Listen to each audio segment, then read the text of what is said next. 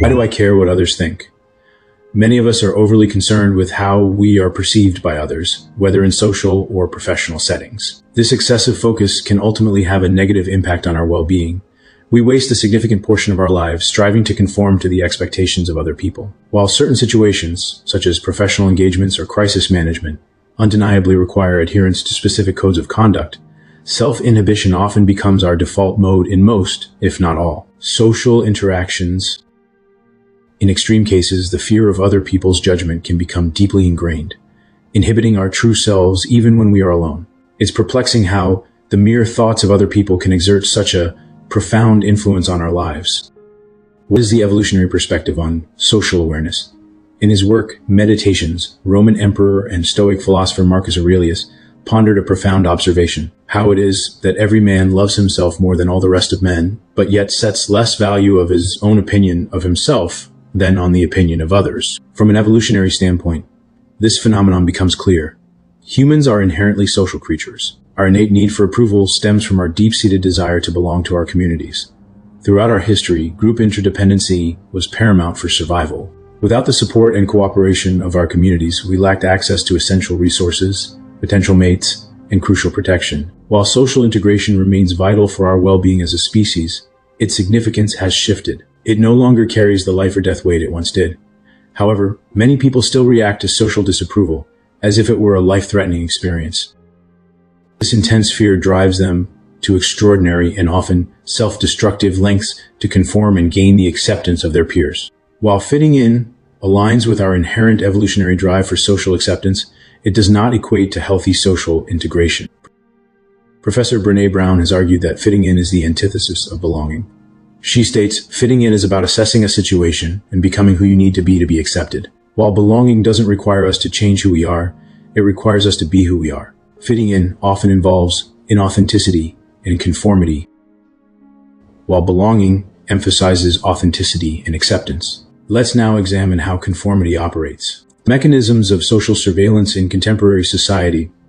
Many experts have analyzed the intricate mechanisms of social conformity. Some view it positively while others view it negatively. However, most theories agree that the influence of conformity extends beyond the realm of socialization. It becomes an internalized voice, shaping our thoughts and actions based on social norms and expectations. Philosophers like Adam Smith argued that this internalization leads to greater social harmony and moral integrity. However, other experts disagreed with this perspective.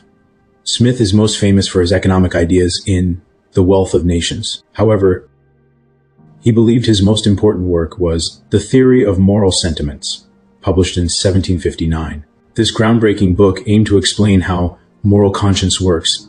Smith argued that we learn right and wrong by observing how others react to good and bad behavior. This creates a kind of mirror that helps us judge ourselves.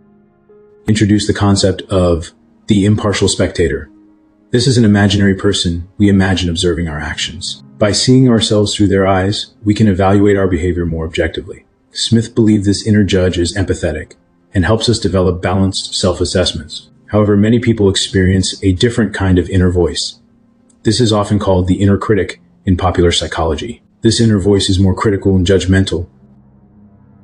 How much trust can we place in the judgments, expectations, attitudes, and beliefs that we absorb and internalize from others during our youth? These form the basis of our inner judge. Philosophers like Michel Foucault argued that social norms and even accepted knowledge are shaped by existing power structures. In a society where men hold more power than women, sexist norms, expectations, and beliefs will emerge. These then serve to maintain and perpetuate the existing power imbalance between the sexes. Beyond the skepticism surrounding the impartiality of our socially constructed inner judge, why do we choose to view ourselves through the lens of others rather than through our own eyes? Can authenticity be lost and recovered? The simple answer is that we often fail to truly accept ourselves. Instead, we rely on external sources for validation. This creates a situation where our self-definition and self-worth become entirely dependent on the perceptions of others. Essentially, we view ourselves through the eyes of other people. We allow their opinions to influence our self-judgment and censor our own expressions. So by placing limitations on our self-expression, we lose touch with our authentic selves. We become trapped in a pursuit of an unattainable ideal self, one that is shaped by societal expectations. Living in a state of inauthenticity is like being in limbo. We are neither truly ourselves nor capable of fully becoming someone else. The gap between our true selves and the idealized selves we believe we should be stems from societal expectations. These expectations often dictate how we should behave, think, and feel, shaping the I should within us. Interestingly, as the renowned psychologist Carl Rogers observed, true personal growth begins with self-acceptance. Roger noted, "When I accept myself just as I am, then I can change." Carl Rogers believed that authenticity is lost when there's a mismatch between our true selves and the selves we feel pressured to become.